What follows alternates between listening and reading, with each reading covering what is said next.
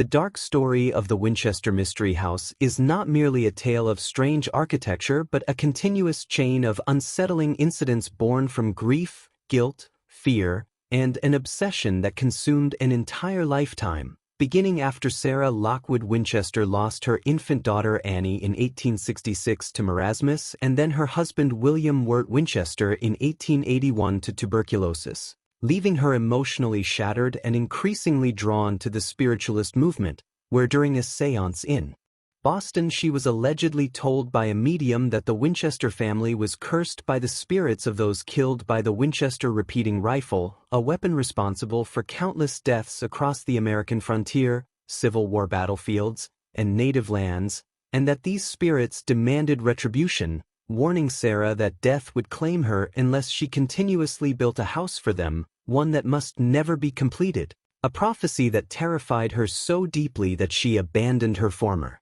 life and moved to San Jose, California in 1884, where she purchased a small farmhouse and immediately began construction that would never stop for the next 38 years, day or night, rain or shine, with workers operating in shifts as Sarah issued strange and constantly changing instructions, sometimes ordering staircases that led directly into ceilings, doors that opened onto solid walls or sudden drops, hallways that twisted into dead ends, windows installed into floors and chimneys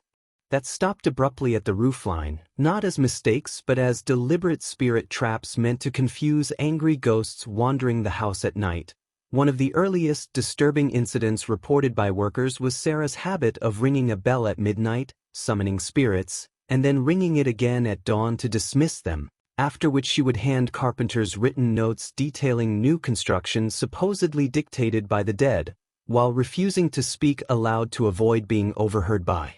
spirits, and over time laborers began reporting unexplainable phenomena such as footsteps pacing empty corridors, doors slamming without wind, tools moving on their own, and the sound of hammering echoing through the house long after all workers had left, incidents that caused many builders to quit despite Sarah paying them above market wages and never laying anyone off during economic downturns. The house itself grew into a massive maze of more than 160 rooms, once rising to 7 stories. Before the catastrophic 1906 San Francisco earthquake struck, an event that caused severe structural damage and killed thousands across California, but inside the Winchester house it produced one of its darkest chapters when entire wings collapsed, trapping Sarah in the Daisy bedroom for hours until servants freed her, after which she became convinced the spirits were furious with her, blaming her for losing focus, and as punishment she ordered more than 40 damaged rooms sealed permanently,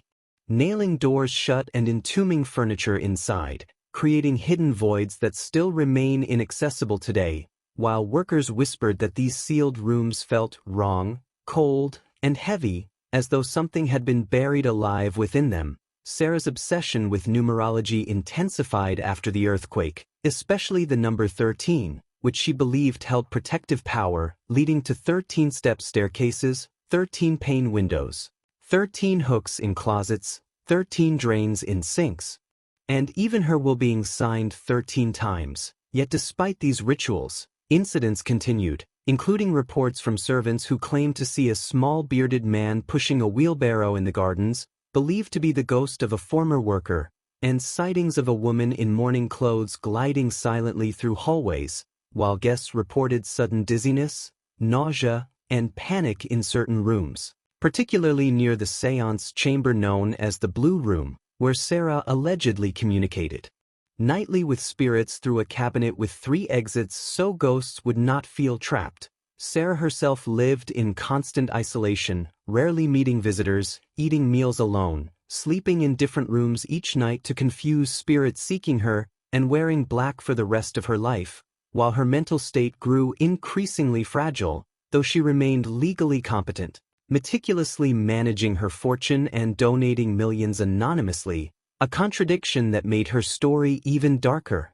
as it revealed a woman not insane but imprisoned by belief, constructing a physical manifestation of survivors' guilt and moral responsibility for bloodshed she did not directly cause but felt bound to repay. As decades passed, workers described an overwhelming sense of being watched, especially in the sealed sections, and some claimed they heard voices calling their names, while others reported seeing lights flicker in rooms with no electricity, incidents that only reinforced Sarah's fears and fueled more chaotic construction, until on September 5, 1922, Sarah Winchester died quietly in her sleep at the age of 83, and in what many consider the most chilling incident of all, construction stopped instantly for the first time in nearly 4 decades, with tools left where they fell, nails half driven into boards, and ladders abandoned mid-task, as if the house itself knew its purpose had ended. And shortly after her death, the mansion was opened to the public,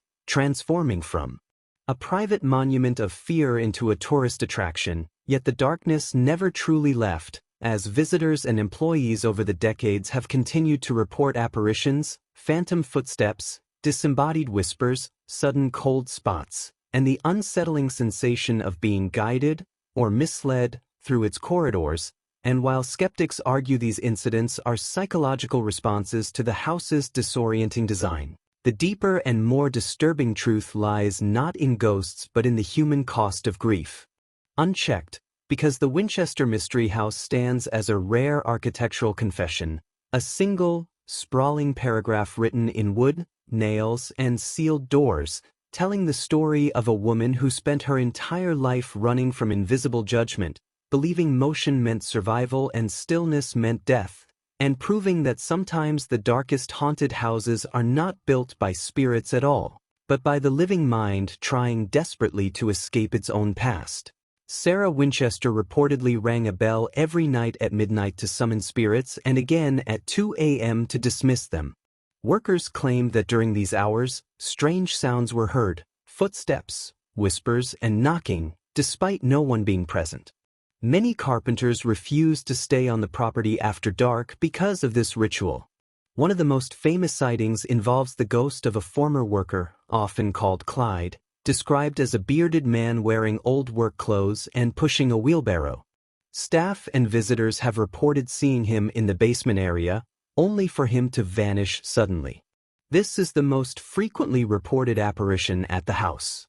Employees and tour guides have reported intense cold spots, pressure headaches, and feelings of dread near sealed-off rooms, especially those closed after the earthquake. Some claim to hear faint tapping or knocking from behind walls where no access exists.